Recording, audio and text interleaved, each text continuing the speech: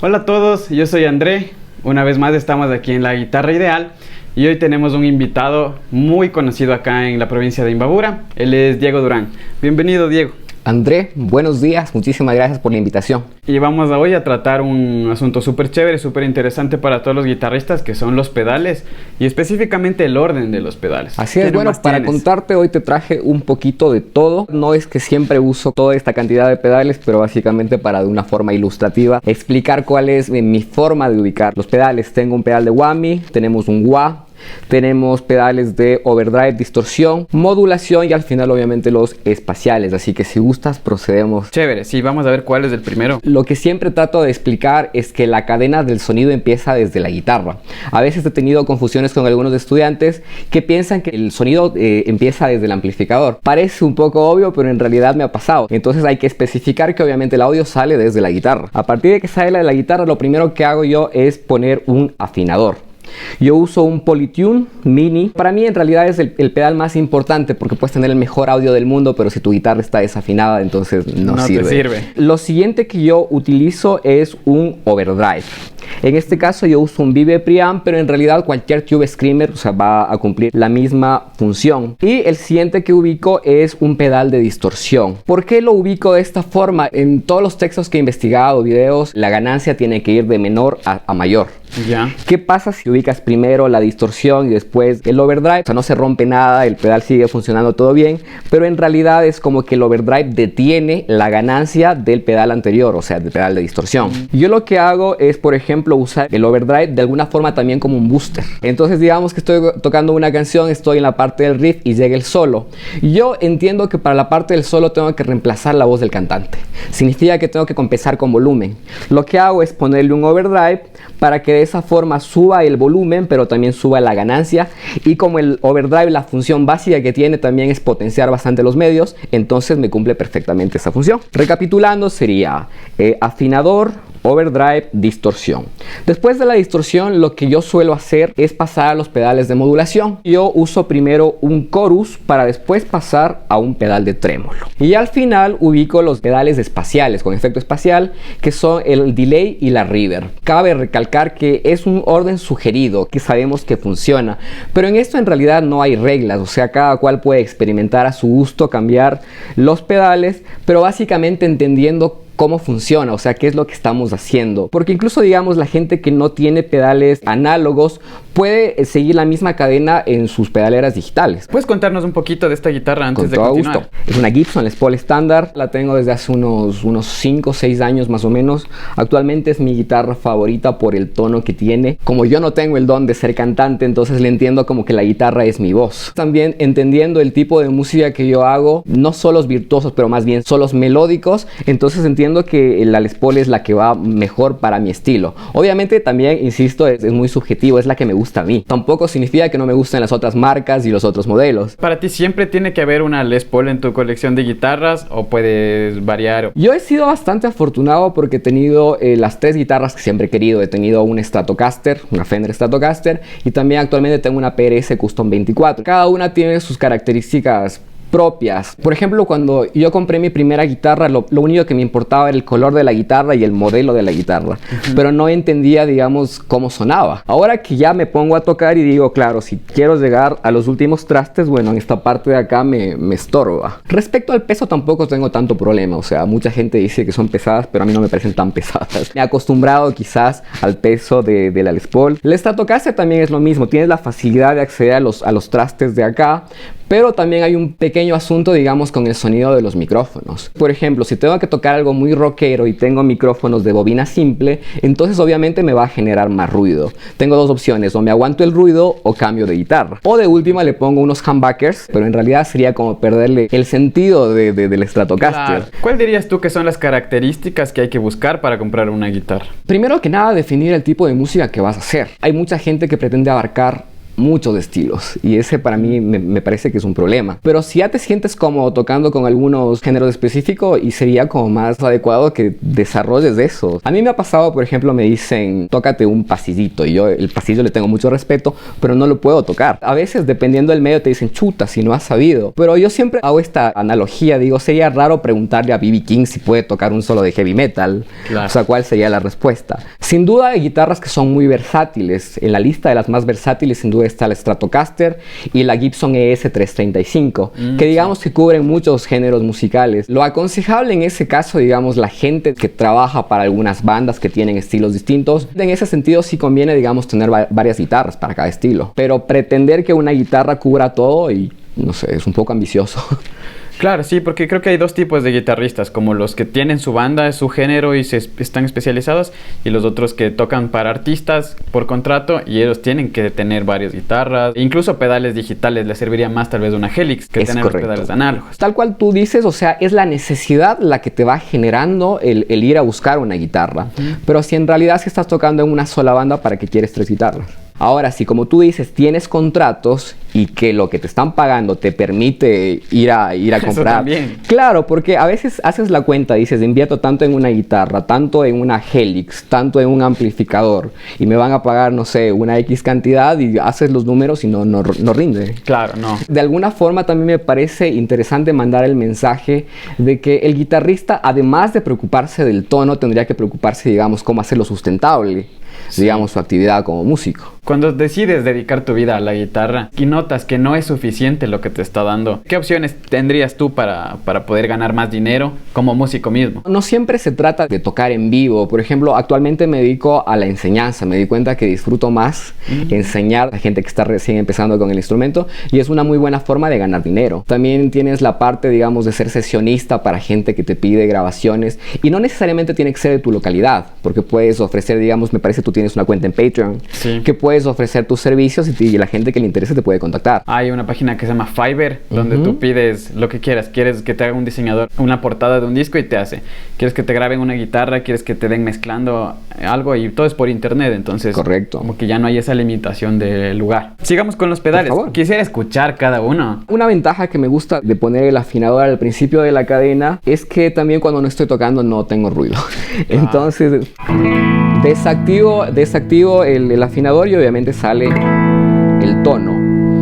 Lo primero que me interesa a mí es tener la mejor ecualización posible en el amplificador que tenga a mano. Yendo a un mundo real, no siempre puedes escoger el amplificador que te dan. Si dices, tengo un concierto, voy a pedir tal X amplificador, el amplificador no llega.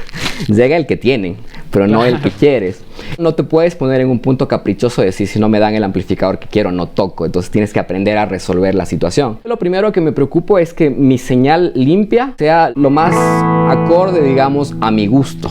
En función del sonido del amplificador es que voy a colocar el resto de los pedales. Dependiendo del tipo de música, por ejemplo, cuando se trata de la música pop, en realidad no usas muchas distorsiones, salvo que sea el momento del solo o fragmentos específicos, digamos, del coro, que tienes que darle un poco más de fuerza. Acá viene una cosa que yo siempre le buscaba una analogía de cómo explicar la necesidad de ponerle una reverb al sonido limpio. El punto es que si yo le quito la reverb, claro, tengo un buen sonido, pero que me queda muy seco. No tiene esa atmósfera. Entonces yo siempre hago la comparación de ponerle una reverb sería como agregarle sal a la comida. Ah, sí. La sal también obviamente sal al gusto. Entonces se te pasa la mano con la reverb, es un problema. Pones muy poca reverb, es un problema. Pero el problema más grande es no ponerle reverb. Porque obviamente va a ser demasiado seco el sonido. Hasta los propios músicos que están tocando contigo te van a decir, ponle algo. Entonces en esa búsqueda de no saber qué poner es a veces que uno cae, digamos, en usar de mala forma un delay o una modulación, por ejemplo un chorus, porque te dicen está muy limpio, entonces le pongo un chorus, pero no en todas las canciones queda bien. Pero la reverb, insisto, es como la sal, siempre queda bien. Voy a la parte del overdrive. Mi overdrive en realidad no es tan estridente. Yo lo que busco es destacar algunas partes de la canción. Entonces Lo que me interesa es que se entienda cada acorde, cada nota que toco. Cuando se empasta mucho el sonido, me parece que no tiene sentido en géneros más tirando al pop o al pop rock. ¿Qué es en lo que te especializas tú? Que básicamente es lo que me especializo. O sea, lo que yo suelo tocar es jazz, suelo tocar blues, me encanta mucho el pop rock. El rock clásico también me gusta bastante y digamos son los géneros en los que yo me dedico, los que te puedo decir si puedo tocarlos. Siguiendo con la cadena voy al pedal de distorsión. La distorsión sí trato de buscarle un sonido bastante agresivo. También depende de las influencias que cada uno tiene. Uno para armar su propio sonido sí o sí tiene que tomar una referencia de algún lugar, apuntarle hacia algún sitio. Mis bandas, las que más disfruto escuchar son por ejemplo Guns N' Roses. Entonces busco esa característica de la distorsión del Marshall, que intento con el pedal llegar a algo parecido. Obviamente no voy a llegar, pero intento más o menos entender qué es lo que está pasando y noto que en esa distorsión tiene bastante medios. Entonces una característica interesante de este pedal, a diferencia de otros pedales de distorsión, es que tienes una perilla de medios que te ayuda a moldear el sonido de una forma bastante interesante. Mis ecualizaciones, perdón que me cambie el tema, básicamente son planas. En realidad no trato de moldearle mucho porque no lo necesito. ¿Ya? En realidad desde el amplificador me está dando el sonido que yo quiero. Pero en este caso, para mostrar más o menos, digamos, mi sonido, este es mi sonido distorsionado. Y obviamente, como te decía en la parte de solos, cuando quiero llegar a un punto de hacer un boost, entonces efectivamente me levanta un poco el volumen y me levanta los medios, que es básicamente lo que necesito. Claro, sí, es importante diferenciar que cuando a veces tú subes las frecuencias, saltas más en la mezcla y se te escucha. En la parte de un solo tal vez no es necesario subir el volumen, pero sí los medios y un poco los altos. Es correcto lo que tú dices, porque claro, de esa forma, como te comentaba, yo le entiendo que en la parte del solo estoy reemplazando el espacio que deja vacío la voz. Entonces tengo que cubrir esas frecuencias. Quizás no exagerar con el volumen del booster o lo verdad que estoy ubicando, pero básicamente las frecuencias tienen que estar ahí. Una pregunta, veo que tienes dos botones. ¿Para qué es el otro? En este pedal específicamente tengo dos canales. Tengo el canal azul y el canal verde. Son como dos canales distintos de un amplificador. O sea, yo este pedal lo pienso como si fuese un amplificador. Tengo mi ecualización para el primer canal azul y tengo exactamente lo mismo arriba para el canal verde. El canal verde tiene más ganancia que el canal azul, pero también puedo moldear el tipo de sonido que yo quiero. Mis pedales básicamente son como dobles. Yo, por un tema de economizar espacio, he buscado, digamos, cómo solucionar que tengan varias funciones. Porque obviamente no es que llegaron todos de una, fueron haciéndose uno por uno, con esfuerzo. Sí. Obviamente van llegando de a poco, con las facilidades que nos da, por ejemplo, YouTube. Hay muchos canales donde te muestran el sonido de cada pedal, y lo más interesante, como comentábamos en la previa, te muestran con varias guitarras, porque una cosa es probar esta distorsión con esta guitarra, y tú dices, sí, me gustó el sonido, pero pruebas con una guitarra con single coils, y probablemente no suena lo mismo, porque el tema es que no nos alcanza para comprarnos tantos pedales. Sí. Y lastimosamente tampoco en las tiendas tampoco hay el chance que te dan para probar los pedales en el momento antes de comprarlos. Es casi imposible que te dejen probar todos los que quisieras. Exactamente, porque llega un punto que todo el mundo empezaría a hacerlo y sería un caos en la tienda. O sea, también hay que ponerse en su lugar. El siguiente pedal que uso yo es un pedal de chorus, por la sencilla razón de que me encantan los 80s. Soy un enamorado de la música de los 80s, entonces efectivamente me da un sonido, sobre todo me genera una emoción, porque la música se trata de eso. Hay mucha gente que dice, sí, pero la gente en el público no se da cuenta de los efectos que están usando los músicos, pero de alguna forma inconsciente perciben esa emoción. Sí. Entonces no es lo mismo si yo hago esto que si hago esto. Claro. Algo pasa. Entonces básicamente, como para darle ese sonido romántico a la guitarra clean, uso bastante el chorus. A veces tienes un pedal, pero tienes que aprender a usar las perillas. Tienes el pedal y lo dejas en la misma configuración y te estás perdiendo de muchas otras cosas interesantes que puedes hacer. Chequeando bastante este pedal me di cuenta que si lo manejaba de una cierta configuración podía llegar a un sonido Leslie con un...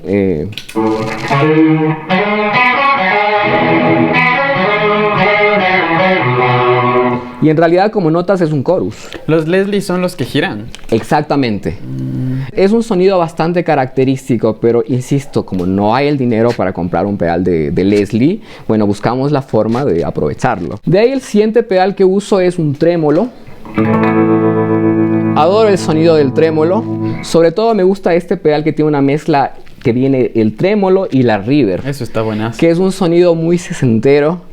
Entonces en realidad te sirve para darle texturas a las canciones. Dependiendo del estilo que tú manejes, a veces puedes generar esas atmósferas desde la modulación. Y al final, en mi caso, yo uso un pedal de delay. Es un delay digital, pero en realidad tiene varios estilos de delay. Acá hay un tema, por ejemplo, con el delay. Yo el delay no lo tengo prendido todo el tiempo, porque siento que me empasta. Por ejemplo, si me permites tocar algo, se voy a tocar algún riff así como... Se entiende cada nota. El problema es si le pongo delay. El problema empieza a empastarse todo el sonido.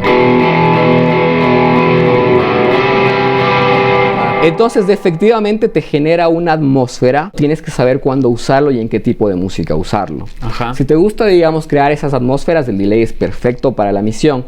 Pero si estás tocando rock clásico y ponerle delay en un riff, es un problema. Lo que hago, usar el delay con una finalidad rítmica, por ejemplo, no sé, me gusta bastante YouTube. Entonces entiendo las repeticiones que hace el delay para hacerle una forma musical. O la otra forma que lo uso es, digamos, como para darle un ambiente a los solos. Pero insisto, es igual, el delay como la reverb es como la sal. Si te pasas con el delay es un problema, no lo puedes sacar después. Yo lo que suelo hacer con el delay, programo de dos formas, un delay corto y un delay largo. Este es un delay que tiene algunas repeticiones y lo uso más que nada por un tema espacial, tipo YouTube.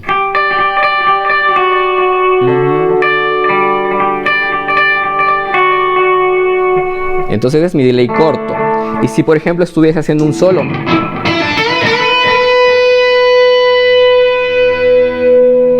llego a ganar una espacialidad, pero también le alarga la nota, es como que genera un sustain. Sí. Como tengo algunas opciones, por ejemplo en este delay, tengo una opción que me permite hacerlo con modulación. Permíteme. Entonces básicamente esa búsqueda de esa atmósfera que mencionaba hace un momento,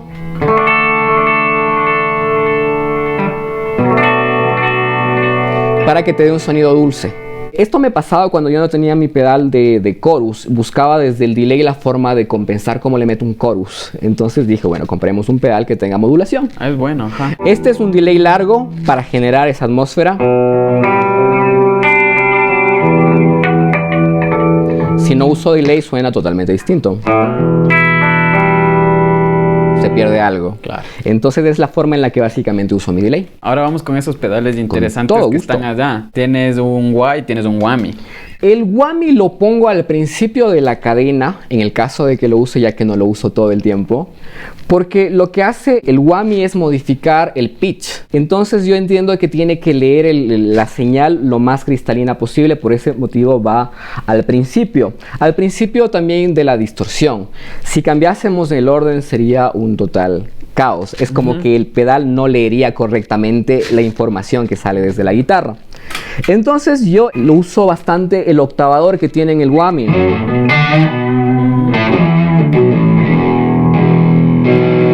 Me da como un sonido bastante característico en mis grabaciones, en mis solos. No tratar de buscar desde la velocidad, sino más bien, digamos, desde la creatividad de usar los recursos que tengo a mano. Entonces en ese sentido el octavador me parece una alternativa bastante interesante, pero al mismo tiempo también en ocasiones donde me ha tocado, digamos, trabajar haciendo covers. Una de las canciones que me parecen interesantes obviamente es Killing in the Name de Rage Against the Machine. Entonces básicamente como que Tom Morello es de los mayores exponentes del uso del wah.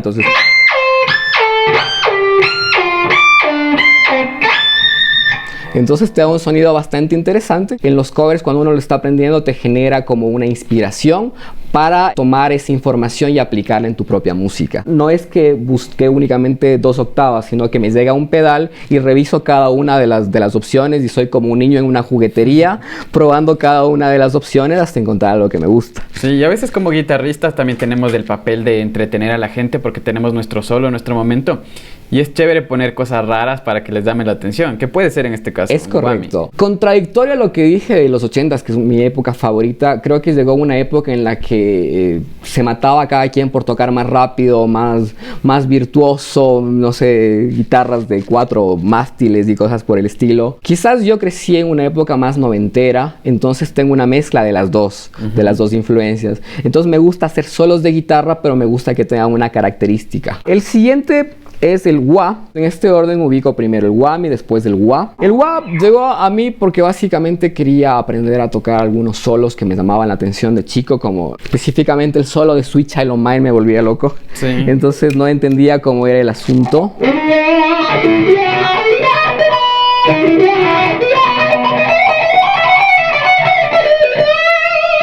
Entonces, si no lo tocas con wah, o sea, suena bien, pero es como que falta algo. A veces uno piensa que es solo mover el pie rítmicamente, pero en realidad no se está entendiendo, digamos, qué es lo que está haciendo. Lo que el wah está haciendo es un barrido de frecuencias.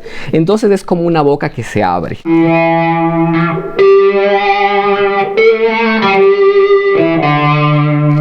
Y también funciona distinto según el micrófono que uses.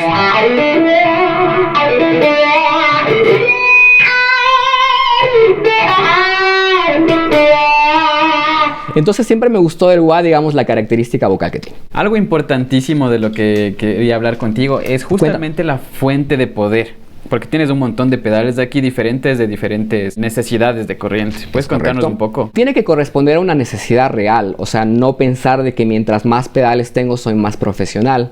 En realidad sería llevar los pedales que vas a usar. Si tú, por ejemplo, tienes pensado tener 6 pedales, lo correcto sería que busques una fuente de alimentación que tenga mínimo 6 salidas. Pero el truco está en las fuentes de poder. Tienes varios voltajes y varios amperajes. Tienes que intentar buscar que coincidan con las especificaciones de tus pedales.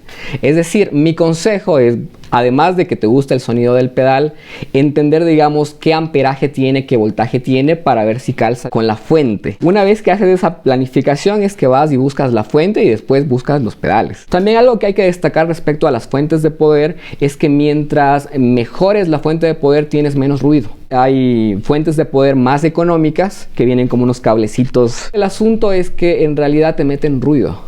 Entonces todos los que son como ladrillitos, entonces tienes mejor calidad de voltaje, amperaje y obviamente disminuye el ruido. Y además también me parece algo que creo que nos estamos olvidando, los cablecitos que conectan los pedales en sí. A veces siempre los dejamos para el último. Entonces decimos, vamos a invertir tanto en tal guitarra, tanto en el amplificador, tanto en pedales, y vamos y compramos un cable de $20. Hay que entender que el que lleva toda la información es el cable. Entonces el cable en realidad tiene que estar, digamos, al mismo nivel. Con esto no quiero decir que mientras más caro es mejor, porque también es un mito respecto a eso. En realidad es un tema de búsqueda. A veces está bueno meterse en foros y decir cuál es el review, digamos, de tal pedal, de tal efecto, de tal cable, de tal instrumento, para tomar la mejor decisión. ¿Tienes alguna recomendación tal vez tuya de cables? Intento, digamos, que el conector tenga punta de oro. Hay unos cables bastante interesantes que los puedes conseguir desde unos $45. Es decir, no es tan caro como uno se imagina. Sobre todo por el tema de prolongar la vida útil del cable. Porque si tú lo piensas, me compro 2 cables de $20, pero se me van a dañar cada 3 meses, entonces no tiene sentido porque los sigues comprando. Pero por ejemplo hay unos cables, específicamente unos que se llaman Mogami, que son japoneses. He escuchado. Que son muy interesantes, son muy chéveres y tienen garantía de por vida. Te vas a invertir tus $80, pero no se te va a dañar. Entonces a la final estás ahorrando. Sí, eso es algo que tenemos que tener en cuenta, porque muchas veces compramos lo económico y tienes que comprar cada año algo nuevo. Exactamente. Entonces también algo que recomiendo, que quizás no tiene que ver con el fabricante del cable, pero también considero que es importante llevar un cable de refuerzo. ¿Cuántas veces nos ha pasado, digamos, que llegamos al concierto y no funciona el cable? Y es una vergüenza tener que pedirle a otro guitarrista que nos preste un cable. 3 cablecitos, uno por las dudas. ¿Crees que la distancia del cable influye? He escuchado eso. Por supuesto que sí. Como te digo, el cable es el que va llevando toda la señal. Y de alguna forma, mientras más largo es el cable, es como que la señal llega más cansada. Hay una anécdota bastante interesante respecto a Carlos Santana. Resulta que él usaba cables de 15 metros. Y ese desgaste de señal es lo que genera el tono característico de él. Entonces él, cuando firma con PRS, le pide al fabricante, Paul Reed Smith, le pide que en su guitarra le ponga algo para emular ese sonido con menor cantidad de cable. ¡Qué loco! Es decir, efectivamente, mientras más largo es el cable, se va a degradar más la señal. Tip: vas a grabar, ¿y para qué quieres un cable más grande de 3 metros? No Claro. lo necesitas. Claro. ¿Has usado inalámbricos? ¿Te gustan? No me gustan porque efectivamente también se comen la señal. Entiendo obviamente que un concierto es un espectáculo audiovisual, que el guitarrista mientras más suelto genera un tipo de emoción en la audiencia, pero yo soy más fiel, digamos, al sonido que escucho. Todo esto de los pedales, de este mundo de los pedales, es de tener mucho oído.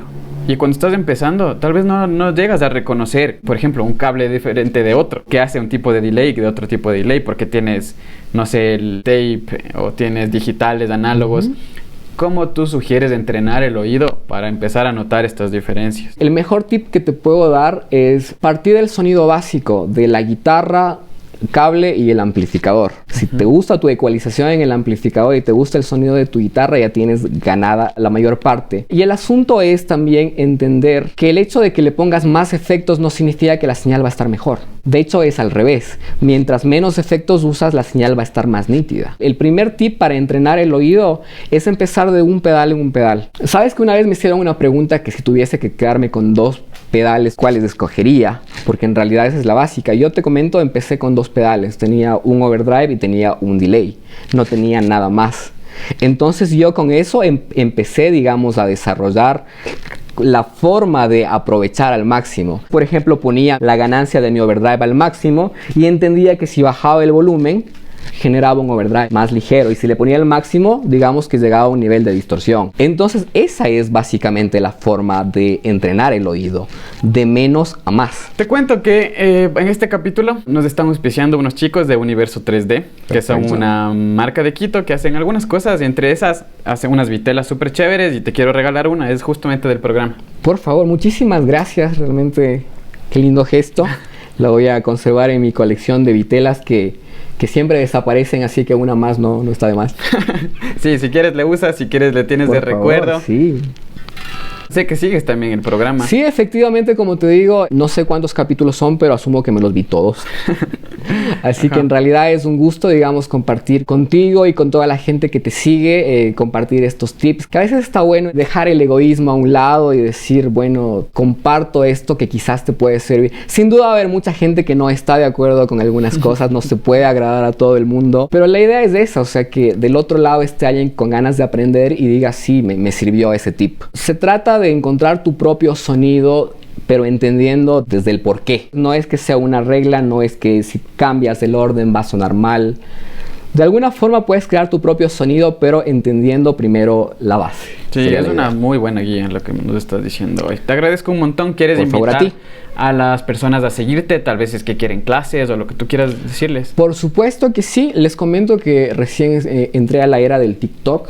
Así que me pueden encontrar como Diego Durán Pinto 16. Voy próximamente a estar haciendo tutoriales, digamos, de algunas canciones que no he encontrado en el internet o me he dado cuenta que hay uno que otro detalle que se puede mejorar. Así que si se animan me pueden seguir con todo gusto, y también a las órdenes para clases de guitarra. Perfecto. Igual les quiero invitar a seguirme en Patreon, que tengo más contenido, más videos que no se han visto aquí en el canal. Que me sigan en Instagram, en todas las redes, y no se pierdan ningún capítulo. Además, suscríbanse. Chéveras. ¿Vamos a tocar algo? Por favor. Dale.